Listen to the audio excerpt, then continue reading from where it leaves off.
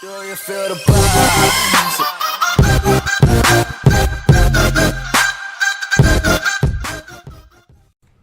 What's up, YouTube? It's Carolina Calvin coming back to you with another video. And in this video, I want to talk about the NBA All-Star 2017. Just today, they announced the reserves for both the East and Western Conference teams. I didn't get a chance to make a video about the starters for both teams, so I'm just going to talk about the starters, reserves. I'm going to start with the Eastern Conference teams, and I'm going to talk about snubs. Do I think this guy should have been started or not? And as we know, a lot of the stuff got changed in terms of the voting. It's 50% fans and it's like 25% coaching. Different coaching personnel and players. The other 25% I believe is the media. I could be wrong on that, but I know they changed it because if you look at all the voting leading up to even before the starters were announced, guys like Zaza Pachulia was in the top 5. Guys like Melo was high. Who else was high? Dwayne Wade. All these guys who are completely undeserving of getting in there. Now, starting with the Eastern team, DeMar DeRozan, Kyrie Irving, LeBron James, Giannis Antetokounmpo, which I think I like that one. I really like that pick because you look at his numbers. These guys have been improving each and every season, and the one thing you can say he's missing from his game is a jump shot. But you see this guy on the break. He has one of the best Euro steps in basketball. Him and Jabari Parker are definitely a huge bright spot for that Milwaukee team. Obviously, the record really doesn't show, but these are the two guys that they're going to build this team around. And Antetokounmpo is definitely a future superstar. He's already, quickly climbing that ladder of becoming one of the top players. And last, Jimmy Butler. Now, the issue as of late, because they no longer have is like 2 guards and his forwards. The issue I always had with this is, the big man has been completely erased from the All-Star, the All-Star game. Referring to a center, you do have some big men in this, but not very many. For the reserves for the Eastern Conference, you got Isaiah Thomas, which this one I agree with. You could possibly say he could start over Kyrie Irving just to the fact that this guy's been really good on that. He's been carrying that Celtics team. I believe he's in the top 5 in scoring. Dude's only 5'9". He's been putting in a lot of work. You could honestly say he could be a starter, but I just wanted to see when the reserves came out. I wanted to see him make the team. Next, you have John Wall. John Wall just in a really bad situation in Washington, but he still puts up good numbers. Plays good defense. The one knock on his game is his jump shot, but he plays good defense. Gets his teammates involved. He got guys that's been battling through injuries. Bradley Beal's been battling through injuries at this point throughout his entire career. So that's what John Wall has to work with. Next, Kevin Love. Kevin Love actually, you look at Kyrie, LeBron. These are 2 guys that are going to completely overshadow him.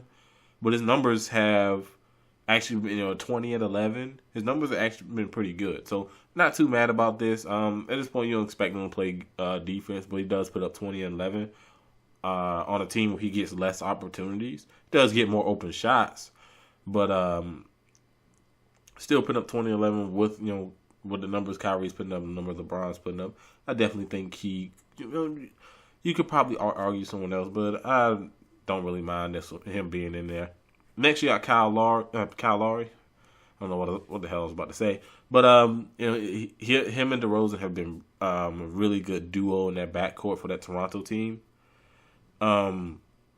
He's shooting 42% from the 3, so his jump shot is falling. Hopefully, he doesn't go into playoff mode because if you remember last year's playoffs, he didn't shoot too well. He had some stinker games.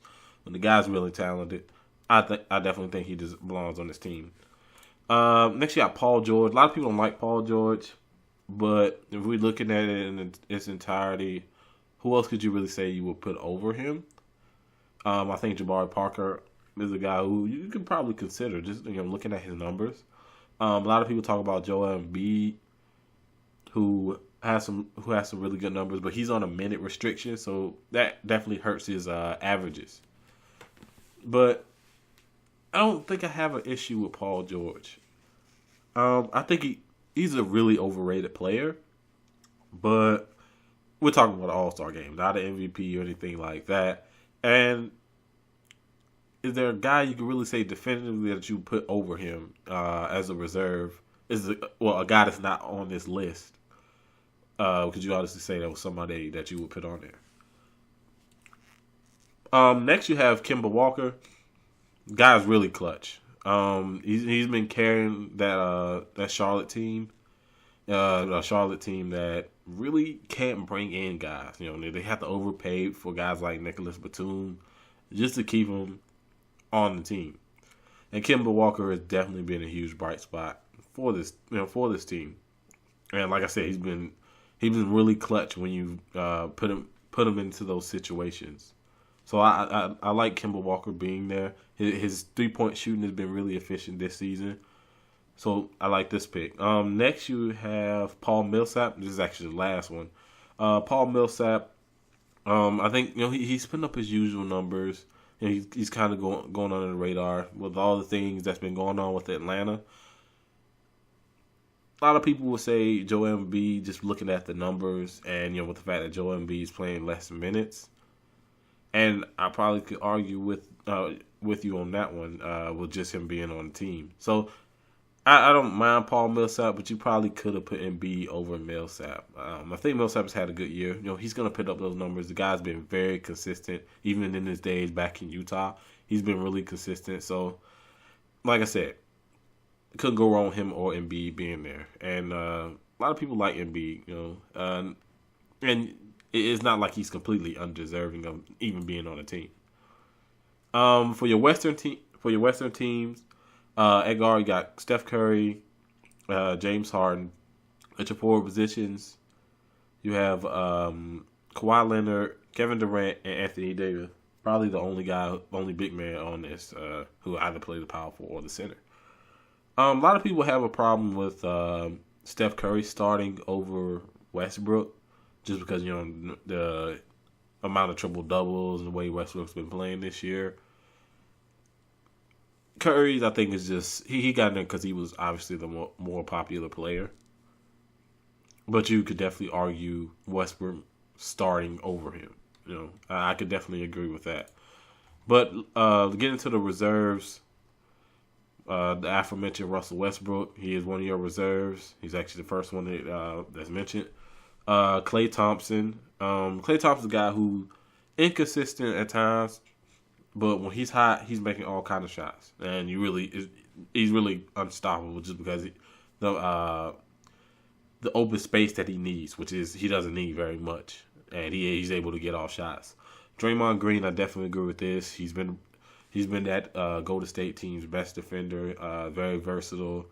Rebounding and doing the other things. He's not going to score a bunch, but he's definitely been doing the other things. DeMarcus Cousins, I like DeMarcus Cousins. I'm not going to argue with this one. So, DeMarcus Cousins up here. Marc Gasol, not going to argue with that.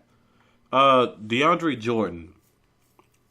Now, I think you could, to me, a guy that's putting up similar numbers, but I think is playing better defensively. That's Rudy Gobert for the Utah Jazz. I think he should be over DeAndre Jordan. Now, if you look at the numbers, they're scoring around the same. You can't expect these guys. These two guys aren't great scorers, so you really can't gauge that as a criteria for being on the team. Rebounding, DeAndre Jordan has a slight edge in rebounding, but Gobert has the edge in terms of blocked shots. And Gobert is, like I said, been better defensively. So you can honestly say Gobert over DeAndre Jordan. DeAndre Jordan's the more known guy, so he's going to be the guy they pick. He does lead the league in rebounds, but I think Gobert, just because of what he's been doing defensively. Because with these guys, they're not going to score. You're not going to expect them to create their own shots. Their main purpose on the court: rebound, play good defense, change shots at the rim. And I think Gobert has been doing a better job at that in terms of changing shots. So I'll honestly pick Gobert over DeAndre Jordan. Next you have Gordon Hayward. who is the Utah Jazz player who did make it. I'm not gonna argue with Gordon Hayward. Guys actually been really good. Been underrated. I remember a couple years back, Charlotte was about to throw a bunch of money at him to get him. I would have definitely wanted him. If he would have definitely been a better off acquisition than keeping Nicholas Batum, honestly. But snubs, you could say Chris Paul, but he's injured, so it doesn't matter because they'll probably change him. They would change him out anyway with one of these guys. Damian Lillard, who's also snubbed last year, he is putting up 26 points, and at this point, you can't expect this guy to play defense. Most of these guys on this list don't play any defense, at least from your perimeter players. He is putting up 26 points, maybe. I think you could definitely fit him in there. I know a lot of people don't like him because of his style of play. He's a chugger. That's just who he is. He's not gonna play a lot of defense. He's a very streaky player, but when he's hot, he's making all kinds of shots. And this is the All-Star game. We're not trying to put him on the first team or anything like that. This is the All-Star game, so maybe I think he's putting up the point production. Not shooting an awful percentage. It's about 44, 45%. About 34% from three. So I don't know if Damian Lillard that bad of a choice in terms of putting him up here. Who would I take off? You could argue Gordon Hayward. Maybe Klay Thompson. But like I said, Klay Thompson plays better defense and is of course shooting a higher percentage. So you could definitely argue Klay Thompson, Gordon Hayward. But to me, the one I would for sure change out is DeAndre Jordan for Rudy Gobert. That's definitely one for that Western team that I would change out. But let me know what you think down in the comment section. Just about how they've been doing the All-Star teams where there's no really, you don't see any starting centers. Now the West, give them a little bit more props. They actually got 3 centers in there. They got power forwards. They got Draymond Green. They got Anthony Davis. I think they're keeping it a little bit more traditional. Obviously, I think they got better big men on the West Coast. But in terms of that center position, you just don't see nothing really great. Which I'm a fan of big men, but the league's change is more guard oriented, and they feel as though it's just more exciting to watch when you see a bunch of guards, fancy dribbling, a bunch of 3-point shooters out there, whatever. But let me know what you think down in the comment section. Who do you think was snubbed? Do you agree with anything I said? And I guess what do you think about the All-Star game overall, which should have been in fucking Charlotte? But I can make an entire video about that. I'm not. If you like this video, hit that thumbs up button and subscribe. Thanks for watching.